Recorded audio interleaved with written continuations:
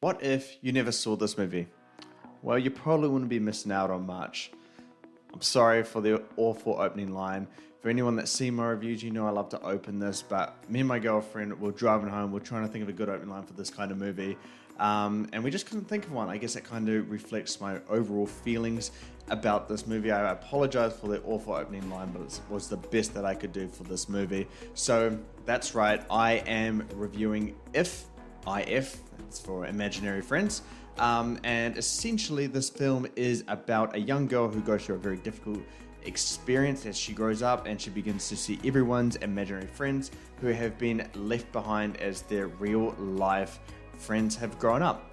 That is the premise of the movie. It is written and directed by John Krasinski. He did A Quiet Place and A Quiet Place 2. It also stars John Krasinski. Reynolds is in this. Cailey Fleming is in this as well. It also has some pretty big names as the voice actors of the imaginary friends. You know, you obviously got Steve Carell, Phoebe Waller-Bridge, and there's a bunch of names in there. Emily Blunt, Matt Damon. It's kind of like the Oppenheimer cast at this point. But anyway, about If. Where to start on this movie? I'll start on probably my biggest issue. I'll get through the issues first, at least narratively, and then I'll get to some of the good stuff, because I think I am pretty mixed on where I overall feel about this movie. Anyway, one of the negatives is that it takes far too long to get into the overall plot of this movie. You spend...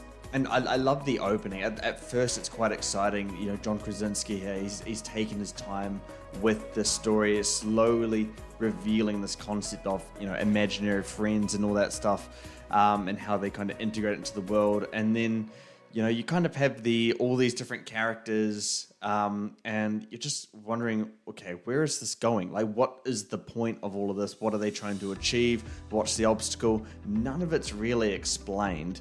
So you spend at least a good, I would say, 80% of the movie just trying to figure out where it's going. And that massively disrupts the pacing. At first, it's highly intriguing because I think John Krasinski he's very good at doing this, allowing suspense and tension, not revealing things straight away. We saw this in A Quiet Place, the first one. It took a while to reveal those alien monsters, and he does the same thing here with the Ifs. So allowing that allows the audience to really try and get a little bit of intrigue and curiosity to them.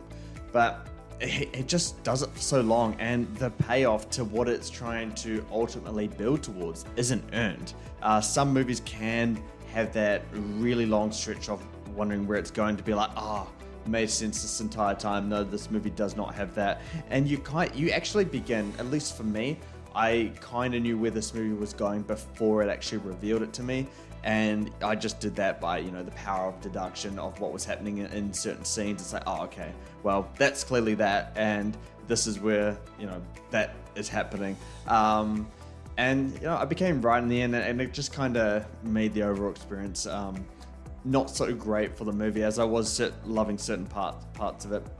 Another massive issue I have with this, and this might be its ultimate downfall, it's probably the worst thing, and I would imagine other people will have similar issues to me, and that's that this entire world that John Krasinski is trying to create here, it's all over the place. It's barely began cooking, and I stupid analogy, but I was meaning that in the sense of that he's only scratched the surface, and I'm not saying that in a positive light.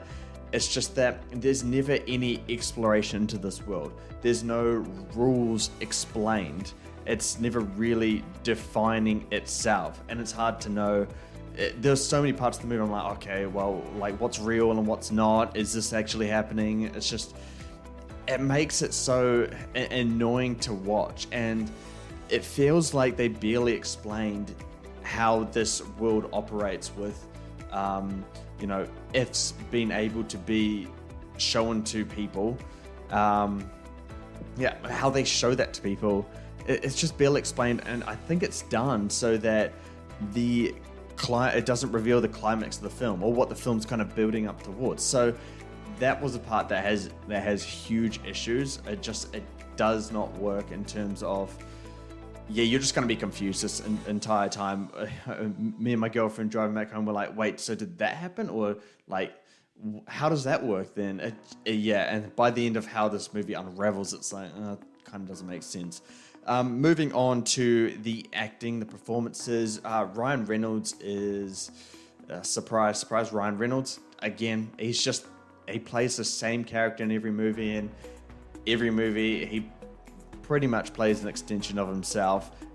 There's no real acting or challenge done from Ryan Reynolds here as well. But Cailey Fleming, she is the main star of the movie, and she's amazing. Welcome to Hollywood. I think this is going to be a breakout role in terms of getting her on the map. I think she's going to be in line for some really big roles coming forward, and I think she absolutely deserves it. She really nailed this role. She has the most to work with in terms of the performance, but while I found her uneven in some sequences, she was extremely compelling when it came to like the most pivotal and emotional moments in the movie, and that's so important. And especially as a young actress holding, a movie on your own, especially when you got really big stars all around you, it's such a difficult thing to do, to put a film on your back like this. And she's done it, and this movie, for as much as it can work, it works with that performance. So yeah. She did really, really good stuff. The whole idea of If, or what If is really about in terms of the themes and messaging in the movie, the heart's in the right place. No one can really go into this movie and be like, oh, I didn't like the messaging, or I didn't really like what it was trying to, get at in terms of the themes. But the whole idea of this movie is it's trying to teach us to hold on to that childhood, hold on to the child that is still inside us. It's about having imagination, that we aren't alone. I think these are such powerful themes, and this movie really drives into those themes. It goes really deep, and it really pushes it. It is not afraid to voice these ideas. So it's not quiet and it's not subtle about it, but I think that's a good thing. It's just that the supporting concept to those themes is weak. So there is some really great stuff in it. I think John Krasinski has got the right idea of what this movie should be about. It's just really that world, and the way the narrative unravels is really where the issues are at, because you just can't feel that kind of stuff. Other stuff that were quite impressive, the technical side of the film I thought was quite good. The visuals are great. It shocked me because this movie has a $110 million budget, so I did not know that. And it seems wild that a studio would give such a big budget to something that appears risky like this. It seems like it's going to make its money back, so good on Paramount's part. But yeah, they were great, and the visuals weren't just good, like great detail in them and stuff, but they were actually really creative. All the Fs kind of had their own little style and aesthetic to them. It just adds so much like layers, especially if you're watching scenes with multiple Fs together. It just creates a really aesthetically pleasing frame for the eye. So I really appreciate that part. Another part is the score. I always forget how to pronounce the composer's name, Michael Guadagnino. You'll know the name. If I write it out, I'll try and put it in the description. But yeah, he does really great scores a lot of the time. He does have some duds, but he can really hit when he does some stuff, and he's done it here. This movie feels like, in terms of the score just makes it feel like it has that Pixar and Disney magic to it. It's so incredibly endearing. It's very supportive to the emotional beats of the movie, and that's really what score's all about, is to really play a supportive, complementary role to the film and just kind of elevate the emotions and what's happening in the movie. And I think it does it really, really well here. It comes down to John Krasinski. He's the director and writer. He's the visionary for this movie.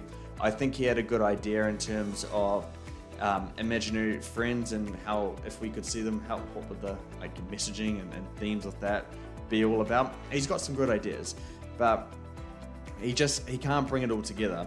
I will say that he's got good technicals. There are some great shots in this in terms of cinematography Again, the score, the VFX, it all looks great and it sounds great too.